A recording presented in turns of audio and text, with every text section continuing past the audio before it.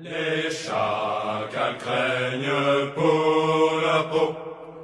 Hey ya, oh oh, car l'heure des comptes viendra bientôt. Hey ya, oh oh, oh oh, oh oh. Quickly, I started out in Hollywood in the year 2000, in January of 2000 to be exact. Moved up fairly quickly. I started in the set decoration department. I was a set dresser. It's a hard job. It's a modest job. I then moved up to being in charge of continuity with the sets when the actual cameras are up, working directly with the director and the director of photography for continuity and to make sure that everything cuts together in post-production. That being said, some productions that I worked on that your listeners will recognize right away. I worked for Spielberg on Catch Me If You Can. I worked for J.J. Abrams for 4 years on all 5 seasons of the ABC network show Alias from 2002 to 2005. I worked for Jerry Bruckheimer on the first Pirates of the Caribbean, The Black Pearl for Disney. I also did some time on National Treasure. I've worked for Joel Silver and many others. Within my specific job delineation, I was at the top of the game, you could say. Much of what is used in Hollywood today that would be considered Luciferian in nature really comes from a lot of the druidic incantations, the druidic witchcraft, the worship of Gaia, of Earth in 9th and 10th century England. And prior to that, you can trace that through Kabbalistic witchcraft, Jewish mysticism, all the way back really to what was going on in Babylon.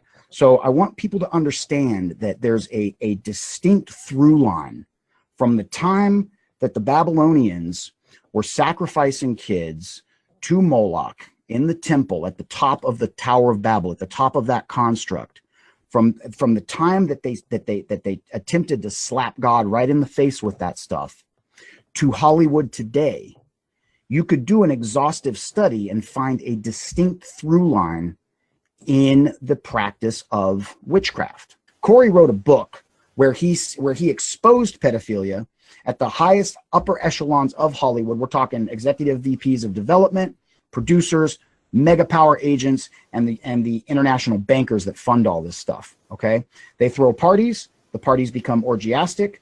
They ply these young kids with pharmaceuticals, and see, they don't necessarily try to get them drunk at 12 or 13. You just give them a few pills, and then what they do is they will capture on video these young kids in very compromising positions. And I'm not just talking orgiastic behavior. I'm talking about multi-partner homosexual.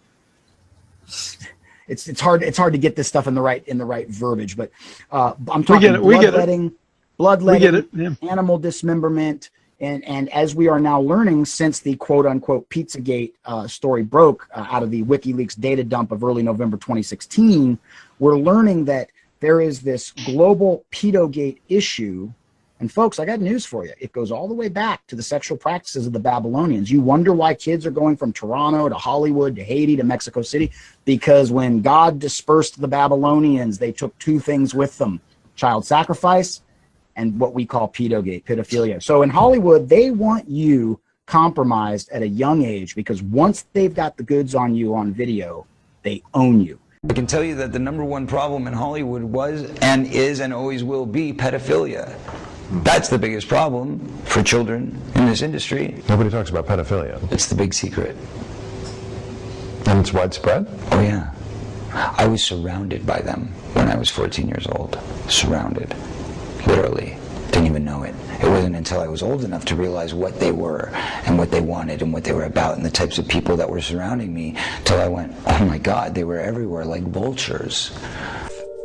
Blame it for Corey Haim. And that person happens to be a Hollywood mogul.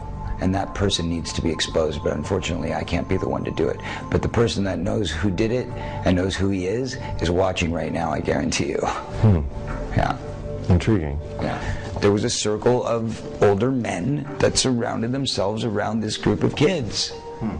And they all had either their own power or connections to great power in the entertainment industry. You know, there's a lot of good people in this industry, but there's also a lot of really, really sick, corrupt people in this industry. And there are people in this industry who have gotten away with it for so long that they feel they're above the law.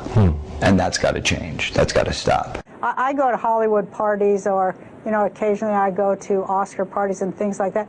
And people, big stars, people will grab me by the arm and take me aside and say, I just want to thank you for the things you say. And it blows my mind, but that's the culture. It's a culture of fear for sure. You know, and it's a big culture of mind control too. MK Ultra mind control rules in Hollywood. If you don't know, Google that and look into it. Well, we've talked about Operation Mockingbird, MK Ultra mind control stuff from, I mean, this goes back decades.